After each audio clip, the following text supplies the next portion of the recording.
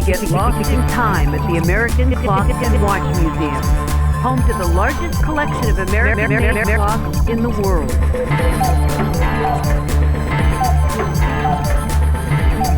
Each one of them employs hundreds, if not thousands of people. There are more than 1,500 clocks and watches on display here. So what's significant about this room? This room contains the earliest history of the American clockmaking. This tall cage clock was made in 1730. It's one of only 12 that exist today. There's an original Ben Franklin clock with its unwieldy way of time. We felt he had a pretty good idea of what time it was. So what he did was actually only goes around once every 4 hours. So you look at this thing and say, well, it's 10 after clockmaking. There wasn't excessive.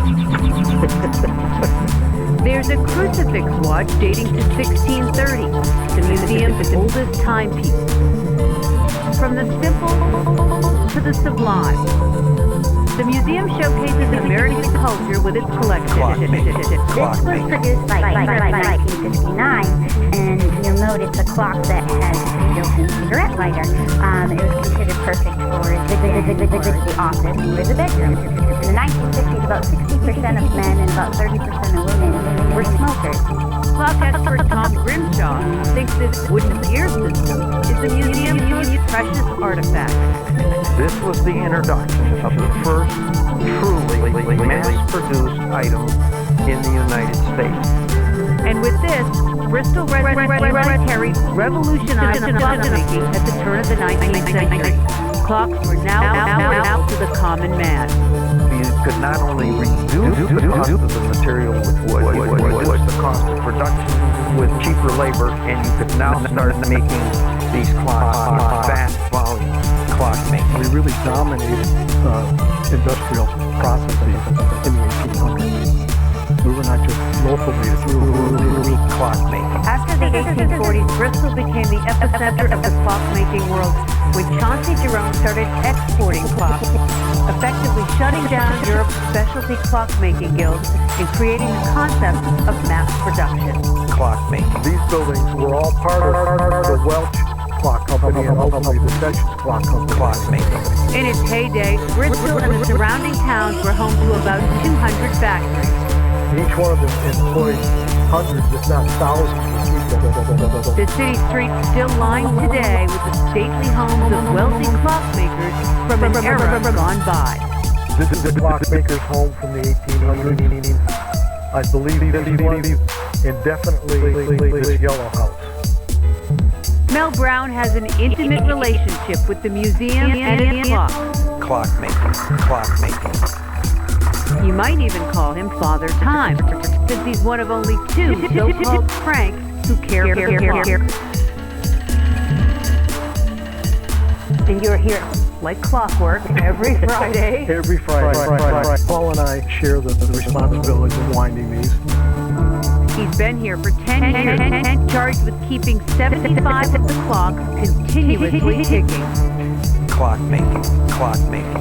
I think it's a real privilege to be able to have access to these and care for them. They're pretty special. These things are, most of these clocks are 200 years old. There's also a vast collection of watches by the well-known craftsman Seth Thomas. There are ornate creations that look more like sculptures than timepieces. And of course, whips that are fixtures in American history. I love the craftsmanship and the folk art from the older pieces. It's nice to be able to take care of them and make sure that they're going to be available for other people to see in the future. Clockmaking. To get lost in time at the American Clock and Watch Museum, home to the largest collection of American clocks in the world.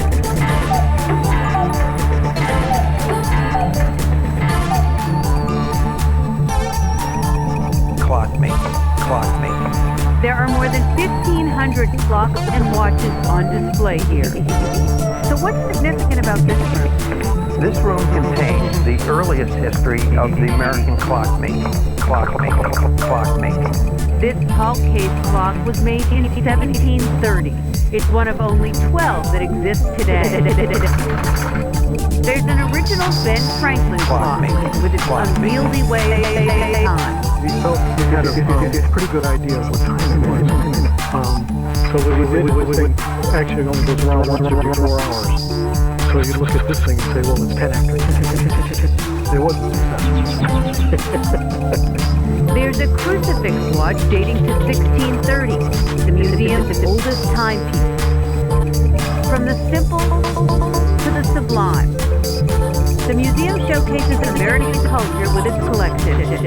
This was produced by 1969, and you'll notice a clock that has a built-in cigarette lighter. It was considered perfect for the office or the bedroom. In the 1950s, about 60% of men and about 30% of women were smokers. Clock expert Tom Grimshaw thinks this wooden gear system is the museum's precious artifact. This was the introduction of the first truly mass-produced item in the United States. And with this, Bristol Carry revolutionized clockmaking at the turn of the 19th century. Clocks were now out to the common man. You could not only reduce the cost of the material with the cost of production with cheaper labor, and you could now start making these clocks in vast volumes. We really dominated industrial processes in the 1800s. We were not just local, we were Clockmaking. After the 1840s, Bristol became the epicenter of the clockmaking world when Chauncey Jerome started exporting clocks, effectively shutting down Europe's specialty clockmaking guilds and creating the concept of mass production. These buildings were all part of the Welch Clock Company and ultimately the Sessions Clock Company. In its heyday, Bristol and the surrounding towns were home to about 200 factories. And each one of them employed hundreds, if not thousands of people.